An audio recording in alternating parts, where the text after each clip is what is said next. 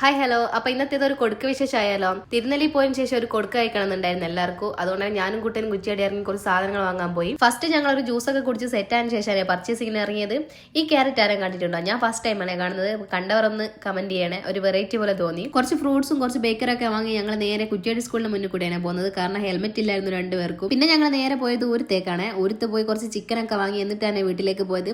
അപ്പോൾ വീട്ടിലെത്തിയപ്പോൾ തകൃതിയായ പണിയായിരുന്നു കേട്ടോ. കൊടുക്കൊക്കെ വേണ്ടി എന്തൊക്കെയോ ഐറ്റംസ് ഉണ്ടാക്കുന്നുണ്ടായിരുന്നു. ഇതൊരു വിശ്വാസത്തിന്റെ ചടങ്ങാണെങ്കിൽ കൂടിയും നമ്മളെ വിട്ടുപോയിരുന്ന ആൾക്കാരെ ഓർത്ത് അവർക്ക് വേണ്ടി എന്തെങ്കിലും ചെയ്ത് പിന്നെ എല്ലാവരും ഒത്തൊരുമിച്ച് നിന്ന് അങ്ങനെയൊക്കെയുള്ള നല്ലൊരു ദിവസമായിരുന്നു ഇന്നത്തേത്. അല്ലെങ്കിലും പണ്ടത്തെ കാലത്തെ പോലെ കുടുംബ ബന്ധങ്ങൾ മുന്നോട്ട് കൊണ്ടുപോകാന്ന് പറയുന്നത് ഇന്നത്തെ കാലത്ത് കുറച്ച് റിസ്ക് ഉള്ള കാര്യമല്ലേ. കാരണം വേറൊന്നുമല്ല, എല്ലാവർക്കും ജോലി തിരക്കും കാര്യങ്ങളൊക്കെ ആയിട്ട് ഓരോരുത്തരുടെ കാര്യത്തിൽ ബിസി ആയിരിക്കും. അപ്പൊ ഇങ്ങനെയുള്ള ചടങ്ങൊക്കെ വരുമ്പോൾ എല്ലാവരും ഒന്ന് ഒത്തുകൂടി ഒന്ന് സന്തോഷിക്കാനൊക്കെ പറ്റും. അതുകൊണ്ട് തന്നെ ഇങ്ങനത്തെ ചടങ്ങ് മുന്നോട്ട് കൊണ്ടുപോകണം എന്നാണ് എൻ്റെ ഒരു അഭിപ്രായം. അതാകുമ്പോൾ എല്ലാവരെയും ഇടയ്ക്കെങ്കിലും കാണാനും മീറ്റ് ചെയ്യാനും ഒന്ന് എന്താ പറയാ ഒന്ന് ഹാപ്പി ആയി നിൽക്കാനൊക്കെ എല്ലാവർക്കും പറ്റും. മോളിങ്ങനെ ഇളനീര് കഴിക്കുമ്പോൾ എനിക്ക് എന്റെ കുട്ടിക്കാരാണ് ഓർമ്മ വന്നത്. കാരണം കൊടുക്ക കഴിഞ്ഞ ശേഷം ഞാനും ഏച്ചു ഇങ്ങനെ കാത്തിരിക്കായിരുന്നു ഇളനീര് കഴിക്കാൻ വേണ്ടി. അപ്പൊ എത്ര പേര് ഇങ്ങനെ ഇളനീര് കഴിച്ചിട്ടുണ്ടെന്നൊന്ന് കമന്റ് ചെയ്യണേ. അപ്പൊ ഇന്നത്തെ വീഡിയോ അത്രേ ഉള്ളൂ. വീഡിയോ ഇഷ്ടമായി സപ്പോർട്ട് ചെയ്യാൻ മറക്കല്ലേ. അപ്പൊ മറ്റൊരു വീഡിയോ ആയിട്ട് കാണും വരെ ടാറ്റ.